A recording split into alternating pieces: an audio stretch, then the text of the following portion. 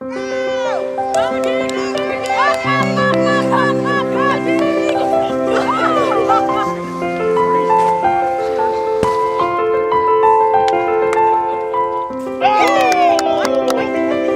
was minutes away from being on the street. I was living in a house that wasn't being paid for. So I didn't know any day they could have come and kicked us out. It was a scary time. Before you know it, you're like, the only thing left that we had was just our car. And my two daughters in the back seat, and we're up here, and the next thing you know, you do start to lose a little bit of self, understanding of where you really are.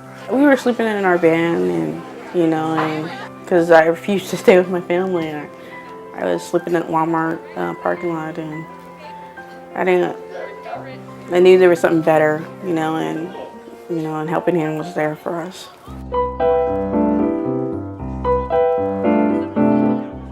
Helping Hand House has 4 main programs. It has homeless prevention, emergency housing, transitional housing, and permanent supportive housing. And in those programs, one of our main focuses is helping people become stable so that they are not ever homeless again, so that they have a permanent place to live, and that they are equipped. And sometimes that means they have to have an education. They may need to go to a trade school or go back to school, or that they need to get some job experience in a certain field so that they can go on and get into employment that will support them and their family. The last 18 months, we have seen a huge increase in clients. Many times when families come in, they'll say, well, I'm not your typical homeless family. Well, they are typical in that, when you think of homeless, typically, sometimes society thinks, the street person or the drug addict or whatever.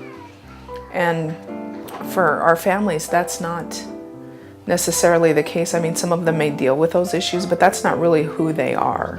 The majority are still the families that have minimum wage employment. Maybe the company has downsized, many of them have closed, and suddenly they have no income. That's a huge issue with the unemployment rate in Pierce County the way it is right now. When we came through the door, I didn't know what to expect. But what we did find out that the people were very understanding, they were very warm, made you feel good again, and help alleviate some of the fears and the crisis mode that we were thinking in. And found out that there was light at the end of the tunnel. There was some help, that people would actually really help you. It was wonderful. I was really nervous, but everybody greeted me so nicely. They made me feel that it was okay, that I wasn't alone. And it was just comforting. They sat down and talked to me. They didn't talk down to me because I'd never been in this kind of a place before. I'd always taken care of myself. So they made me feel welcome and made me feel like you're not wrong for needing help. It's exciting because in all of our housing programs, we can move them into housing that is their own place to live. We didn't have to go to one home to transition to another. It was where just all at once we stayed here, which that was like a blessing. The kids love the school that they go to, and the neighborhood is awesome. We help their children get enrolled in school.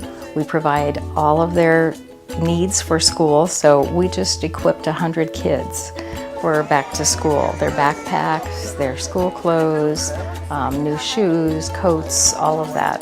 So they have everything that they need to do school and feel good about going back to school, so they fit in with the other kids. I think probably the biggest change for most of the families is learning that they really can do it. By giving life skills classes, budgeting classes, they've never budgeted before. And they find out, and right now I get most of my clients telling me, just hold my money for me. I said, no, that's not my job. We're going to teach you how to hold your money.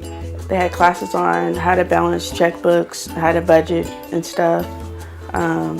That was a really educational class. I get 14 days into the month and I've spent over 75% of my income. just like these kids. So it means that I've got 14 to 17 days, depending which month it is, to get through the end of the month with only $175. In the summer, one of the classes that has become one of the favorites of all of our families is the canning and freezing class. And you know, they make their own batch of raspberry jam, they freeze green beans, and it truly is to try to help them become more self-sufficient, to discover that, you know, right next door there might be a neighbor that has an abundance of green beans or has pears on their tree that needs to be picked, and they could use those. This is a job that matters, you know, and everybody's job matters to a certain degree, but really it's real life every single day.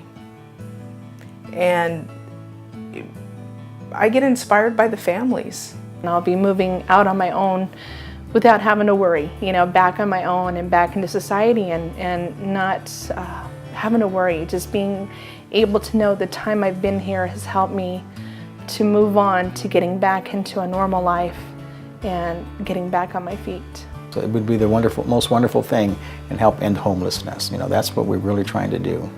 Get people out of their cars and into homes and working in a perfect society that we all dream of.